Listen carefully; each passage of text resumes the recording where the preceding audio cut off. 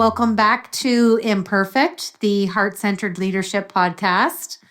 And I know I have said this, I don't even know how many times now, Greg, in the last 5 years and over 300 leaders, I meet the coolest people on this show, and then they send me cool people. So we got to give a shout out to our mutual colleague and friend, Dr. Tom Tompkin, because he connected us together. And I can see why, and we'll share with our listeners why over the next 30 minutes.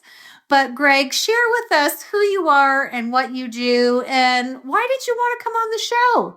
So great to be on here. Deborah, thank you so much for the opportunity, of course. And yes, Tom is one great guy, so I thank him as well. I have I like sharing the story because I have kind of a unique background. So it kind of starts with when I was a kid, and you'll see how it plays in later, that I actually went to church as a kid and became a Christian as a kid, but my parents quit going, which meant I quit going. And then I did the hardy teen years, as a lot of us did. And then I suffered the consequences from those years and then recommitted my life to Christ and then ended back up at the same church that I went to. Well, at that time, I felt called into the ministry and actually spent a summer in South America on a missions trip. And then when I came back, I had back in the day when you have a bunch of adults had 160 credit hours, but no degree. And they started the adult programs one night a week. So I was one of the first of those. So I got my bachelor's degree in organizational leadership. And I liked it, enjoyed it, but I was, full steam ahead towards seminary. So my first semester of seminary, I took philosophy of counseling and my eyes were opened and it was a defining moment. So I immediately mapped out a dual degree, MDiv seminary for pastoring, and then an MA in counseling. So I got my Master of Divinity in 3 years in 2000. And right during that point, another perfect storm happened where I came across the book Emotional Intelligence by Daniel Goleman. He wrote the book in 1995 and popularized the concept. And then I started teaching for my alma mater in all the organizational leadership courses and then fell in love with organizational leadership. At the very same time, perfect storm, I was underneath a leader who had a lot of struggles. So I just fell in love with leadership as well. So I got my master's in counseling and started clinical practice. I was a pastor, adjunct professor, counselor. And then I started my PhD in counseling, but I did my dissertation on the relationship of emotional intelligence with job satisfaction and organizational commitment. So another organizational development piece of this. So after I got my PhD in 2008, I then started doing consulting, organizational development consulting, as well as executive coaching at a very high-powered medical device company back in my hometown of Michigan.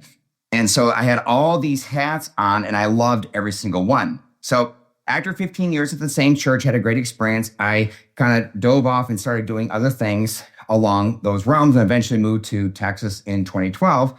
And everything from, I flew around the country for 3 years meeting with senior leadership teams on strategy and then coaching the executives across all industries, to then becoming a director of a residential treatment center for troubled teens at a behavioral health hospital. And now I'm doing full-time telehealth, where I see about 40 clients a week and I still do executive coaching. So it's always been this kind of hodgepodge. And I've been wanting to write this book for about 20 years now. So it just one thing led to another, and finally had this opportunity to write my long-standing book, but it came out of my own personal growth and development process. Honestly, that after going through a divorce and having to do some deep diving into my own heart of what's going on here. And so once I did that deep dive for about close to 10 years, the product of not just my kind of knowledge expertise of, everything, but also the richness of doing some serious work in my own heart that kind of produced and kind of came together for the book.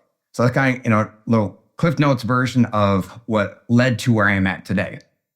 Well, I've got some good questions prepared for you. So are you ready? Okay, the first one, I wanted to tap into your emotional intelligence and leadership. So in your experience as both a counselor and an executive coach, how do you see the role of emotional intelligence in fostering authentic, heart-centered leadership within organizations? Because that's near and dear to my heart. I even put my heart necklace on for you today. That's perfect. Yeah. So just keep pointing at the heart. So I keep going back to that, right? So EI just you look at the construct of, Daniel Goleman's construct is very simple. There's different formats of EI, but his is like self and others, right? So self-awareness, self-management, others awareness, and others management. So others management kind of formed itself to become social intelligence. And I say like relationship management, social intelligence is like communication skills, relationship skills. But when people look at those concepts, they're like, okay, these are great. But where I take it, I immediately link it to personality and temperament. Mm-hmm. Because whenever a leader does a 360 and kind of assesses strengths and weaknesses, and again, whatever it comes down to, whether it be the Gallup strengths, the DISC, the MBTI, it does not matter. It's always going to link with how does a leader understand his or her own personality, because a strength taken too far becomes a weakness. Right. And you can play that in. And so you need emotional intelligence, because where your strengths, strong or weak as a leader, where I'm strong, is directly related to our temperament. But then I say personality ran through the machine of EI equals your individual, interpersonal and personal effectiveness. Because it's got to be linked to, you need this foundational construct of what our natural programming is, then apply EI to it. Because that's actually exactly how we need to apply EI, like self-awareness and self-management. Because when I get upset, I have negative emotions, I take my strength too far because I want to control the situation or get like some security around it. And that's when I become too ... So every leader becomes too direct. They become too spontaneous and impulsive. They become too passive and run away from conflict, or they become too detailed and paralysis of analysis and critical. So EI kind of falls over the concept of personality. So that's always a major construct of utilizing EI to help every leader grow, because the results of the 360 are going to be linked back to their temperament and personality every single time. I love the way you frame that. And I always have to throw in a bit of humor here. The 360 is a great tool, but I often compare it to that of a 911 operator. You never know the outcome. And I find, as an external trusted partner, much like you, we get brought in to integrate those outcomes. And that takes a person who knows EQ really well. And I also love the way you aligned and focused it on the behavior of an overfocus or an underfocus. Really, really love that. I knew you were going to give me a good answer to that question.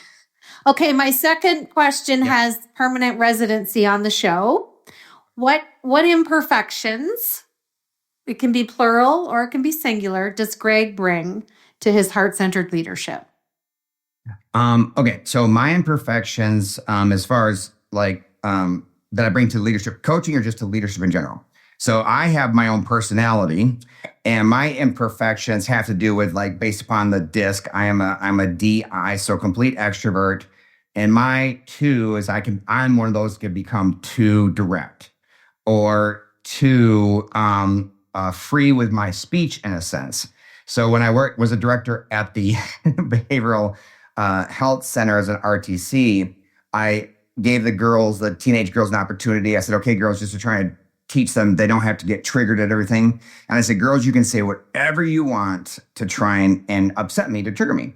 And one of the things that the girls commonly said about me was, Dr. Greg, you're so extra. Now, when I first heard that, I was like, girls, I have no idea what that means, but it sounds like a compliment, so thank you, right? But what they mean is I bring way too much intensity to each situation, right? So which can honestly, what makes some people shrink back. Yeah. And what do we want? We want transparency, we want openness. And when Greg comes in, then that obviously makes them shrink back. So that is absolutely something that I need to own. And it's also driven out of just my own, as a human being, I have insecurities, right? Yeah. Right. And insecurities have been a major thing that I've worked through. So I would say now that I don't have them, I can literally say I don't have insecurities anymore, because insecurity is about exposure of weaknesses. So there's a whole process there. But I would say that out of those insecurities over the years, that inflated a lot of these negative emotions, for sure. Absolutely. And, life and leadership's intertwined, and we can't control those tsunamis or those roadblocks or those interconnected moments. Okay, third question. Beautiful segue, by the way. You don't even know what I'm going to ask you. I want to talk about overcoming negative emotions. So, given your expertise, Greg, in addressing negative emotions through your book, I3, Unlock the Inner Strength Behind Your Negative Emotions, how can leaders effectively navigate their own emotional challenges to create a compassionate and supportive workplace culture? Because I'm sure this is something you run into on the daily like me. So I'm looking forward Yeah. to your insights. Yes, of course. And I was a math major in college, so I actually called it I cubed. I And again, cubed. everybody says I3, and I probably should have picked a better title because it's hard, but I'm kind of a stickler. I've been wondering, I cubed, it's just my It's math. it's a conversation piece now, Yeah, Greg. there you go. Well Yeah, done. exactly. Right, exactly. Okay, so I would say when it comes to the negative emotions and leaders, I'm going to go like very, very broad scope culturally and even organizationally. So you saw it both in organizations and personal, that in the, let's say, 60s, 70s, 80s, what have you, that there was a pendulum swing. And a technique I use in the book is that between grace and truth. So grace and empathy, understanding, love, without truth and boundaries and hard conversations turns into enablement. And then truth, boundaries, and hard conversations without grace and empathy and understanding is toxic.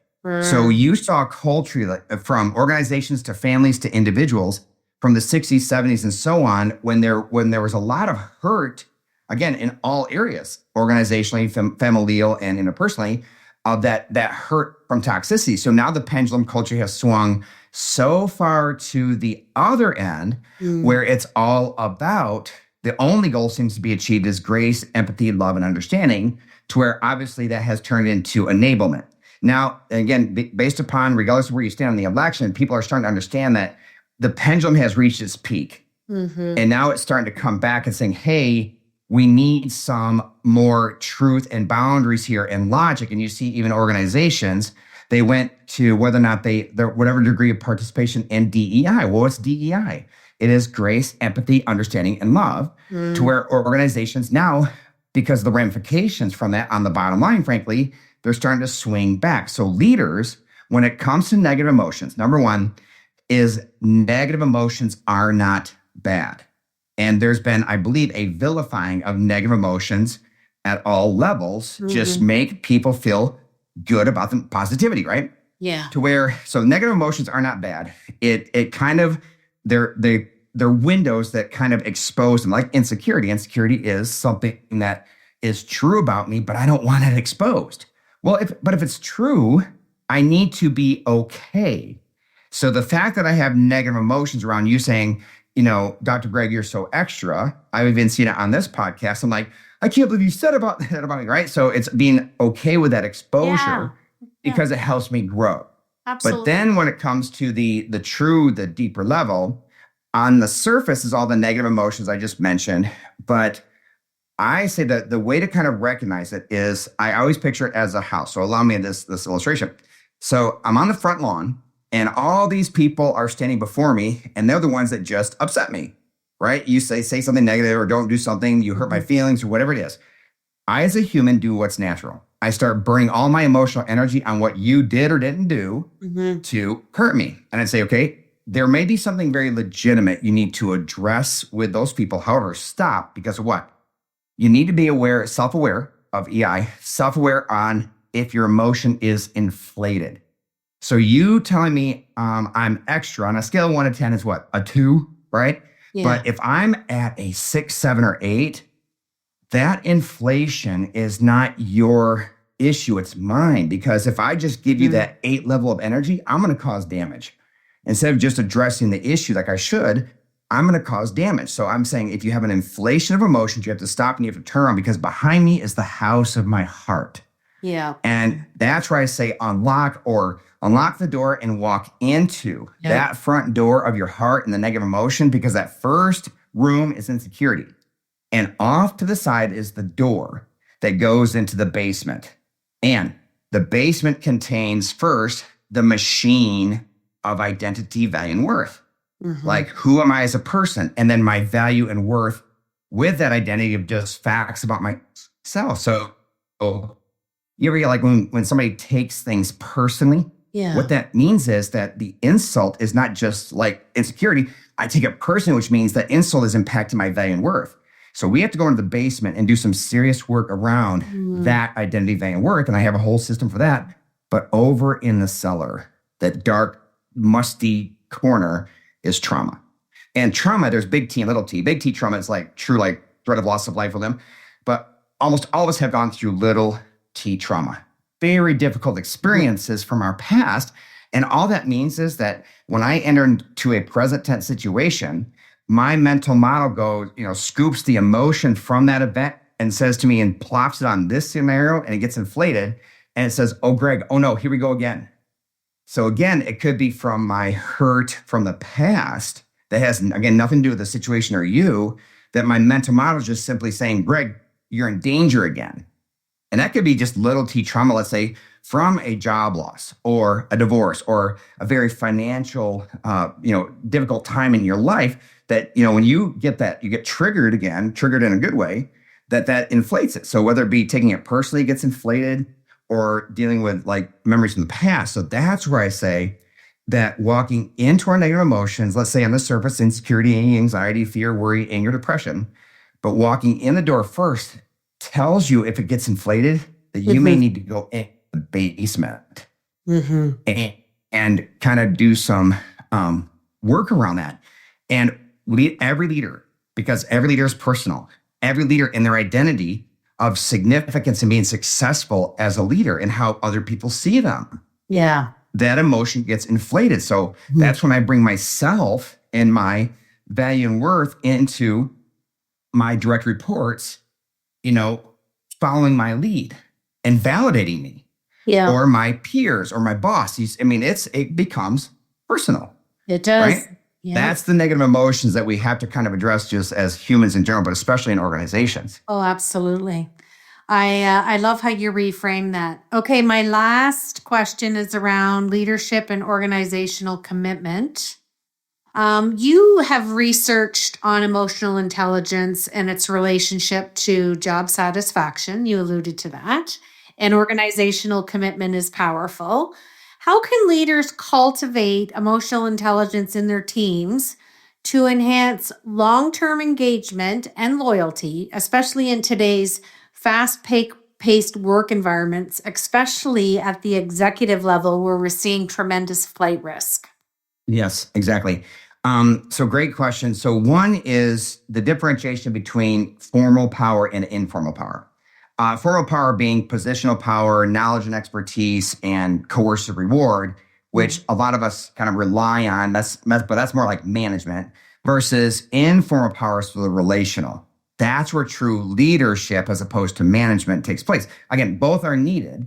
We have to have leaders that need to, kind of execute, because we are machines hired by our company to perform. That's on the management side, though. But when it comes to leadership, there's two things I would say that to the application of EI comes to play out.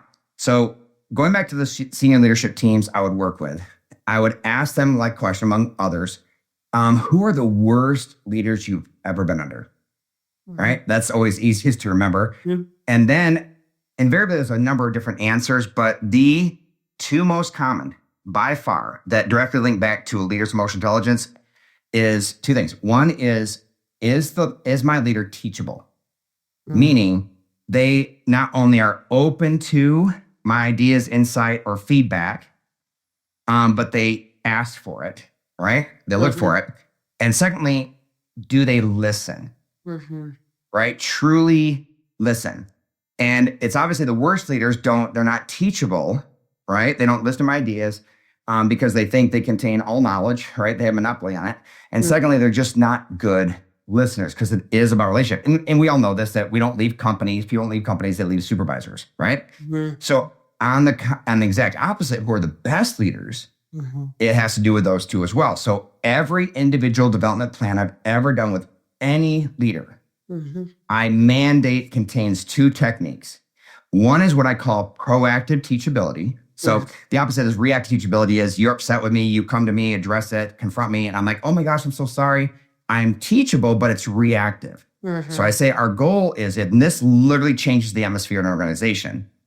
If I have them go to a person, have coffee, sit down in the office, and ask people, say, Deb, I want to know how you think I can grow.